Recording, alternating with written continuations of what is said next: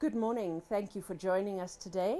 We are going to be talking about some of the highlights from the Cabinet meeting which took place on Wednesday, the 21st of August 2019 at Tuynhuys in Cape Town. Minister in the Presidency, Jackson Mthembu, also held a media briefing on the 22nd of August.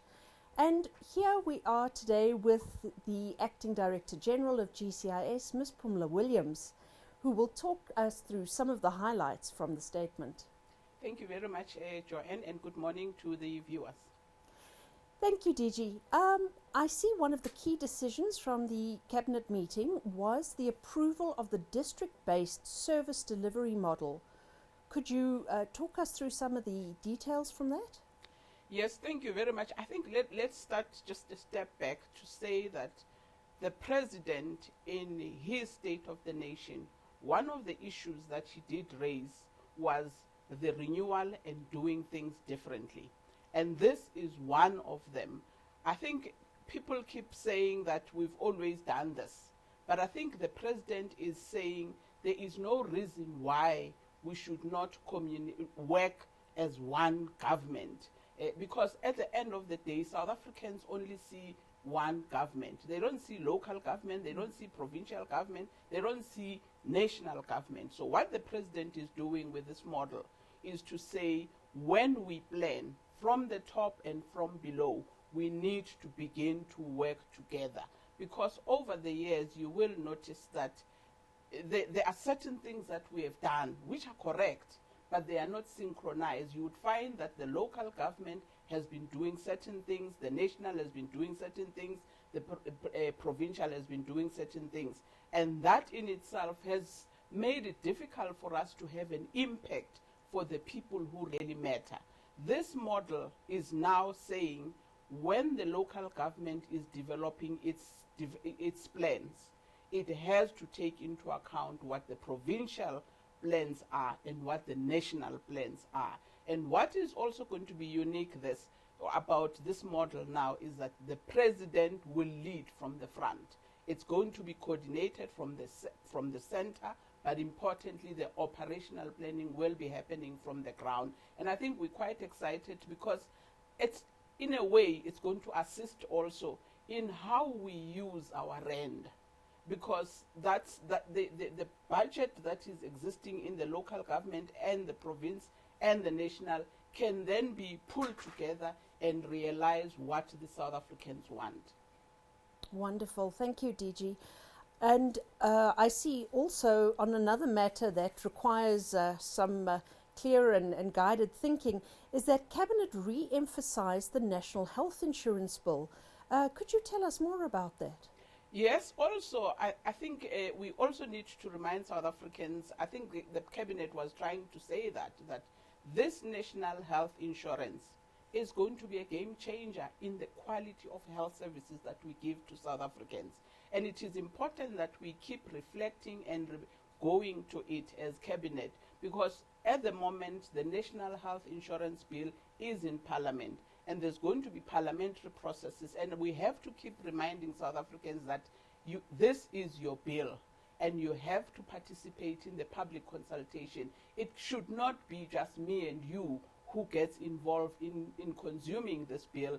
It is somebody who's going to benefit from it. There's going to be these public hearings that will be taking place. South Africans have got to give themselves an opportunity to go and engage with it. But from where we are sitting, we think this is a brilliant bill. It is beginning to change the manner in which we provide health services to South Africans as a whole. Currently, Joanne, only 16% are getting quality of health services. Almost 84% of South Africans still get health services that are below the standard.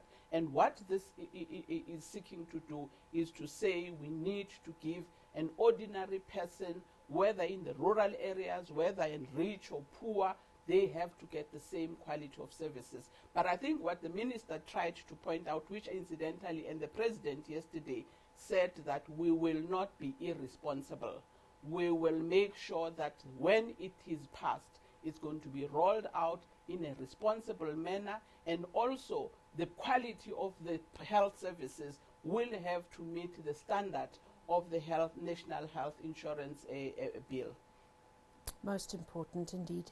DG, I understand, if we move a little broader, referring to issues on the continent and international front, that Minister Mthembu mentioned that Cabinet also reflected on a report back from President Ramaphosa's visit to Tanzania.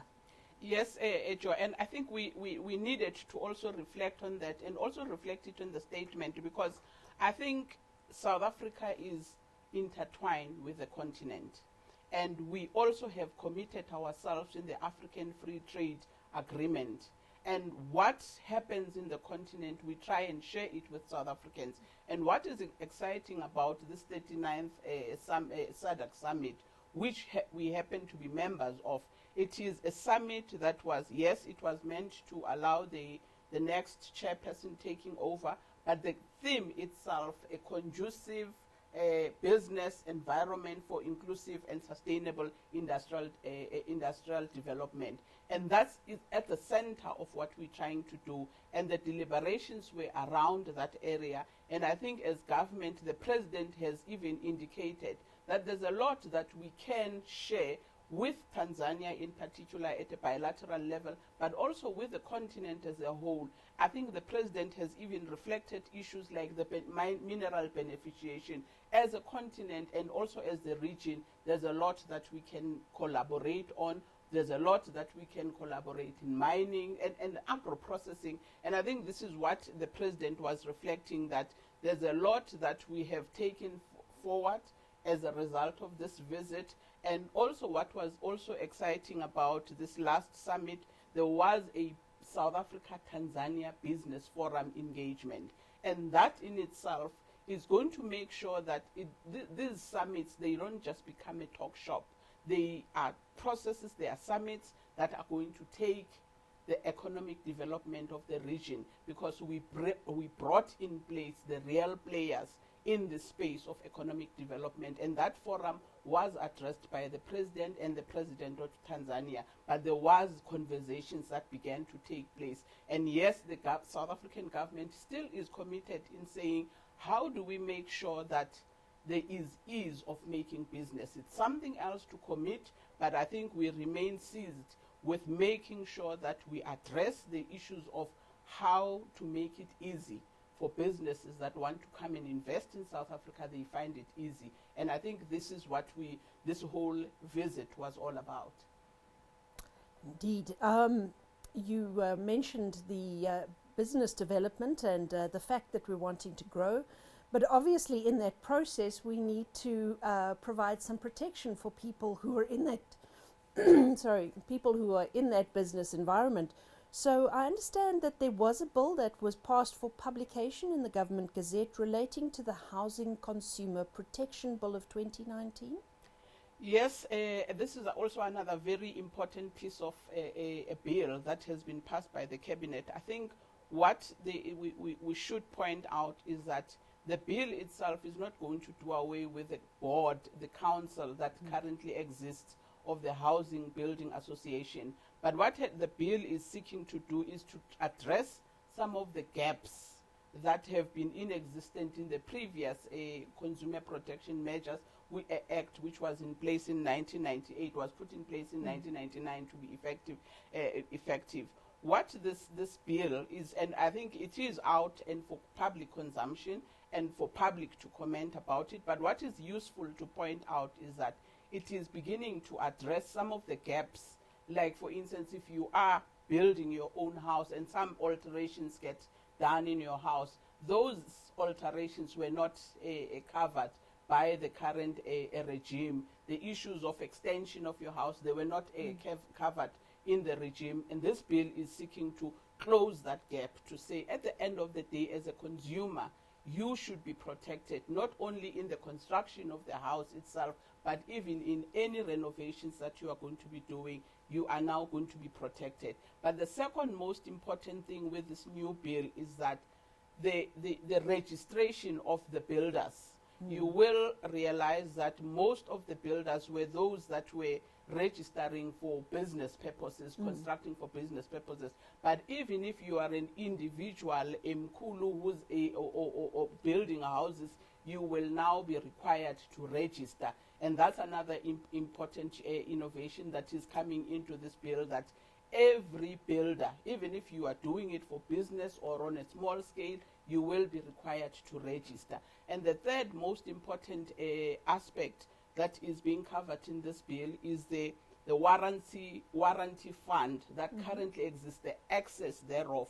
What this bill is also doing is providing that access should be plowed back in terms of transformation in the human settlement sector. So it will enable the industry to also plow back in the transformational issues that are around the building industry. But as I said, that the cabinet approved it for public consultation, it will be gazetted, and I think me and you should actually take an interest in reading what this bill is going to be and what will be your right as a consumer. I think that's very important for all consumers. And moving from building of houses to building of a competent and capable public service. So I see that we have a plan for an integrated government public service month that seems to incorporate a lot of other themes as well. Can you go through a couple of high points for us there? Okay, thank you very much, Joy. And I think I keep wanting to make reference to the commitments that this president has made. We've always had the Public Service Week. The September month is a month where me and you are going to be out there showcasing what the public service is doing, but also to get South African engaged with how we provide the services. There's a whole range of activities that we will be doing. The police are also going to be having a program. The public service in general is going to be having a program. But also what we have tried to do in September, because it is a heritage month and also it's a tourism month, we are also having activities that will be around that. But if one is to zoom in on the tourism aspect, is that I don't know how many South Africans have really taken the trouble to enjoy the areas that we have never visited, like for instance the Sun Parks, the Kruger National Park. From the 8th to the 15th, that facility is going to be open. The game parks, we're inviting South Africans to say, use the September month, the tourism month, to explore and visit and do your short left and visit the beauty of our country. And also we want us to say to South Africans, let us also spend a moment and reflect about the men and women in blue who have lost their lives in the past year. I think let us use the month of September of the Public Service Week and the Public Service Month to also pay and reflect on what's the fallen heroes and heroines of South Africa. Thank you, DG. Yes, as we reflect on the 1st of September, which is the National Commemoration Day for men and women who have died in the line of duty, as DG reminded us, we invite you to make the best use of our Sandparks offer. During that week, entrance to the public will be free, so it's a wonderful opportunity to take young people out, initiate their love of nature, and to just enjoy time as family and friends. DG, we'd like to thank you for your time today and for taking us through this most important statement. Thank you very much, Joanne.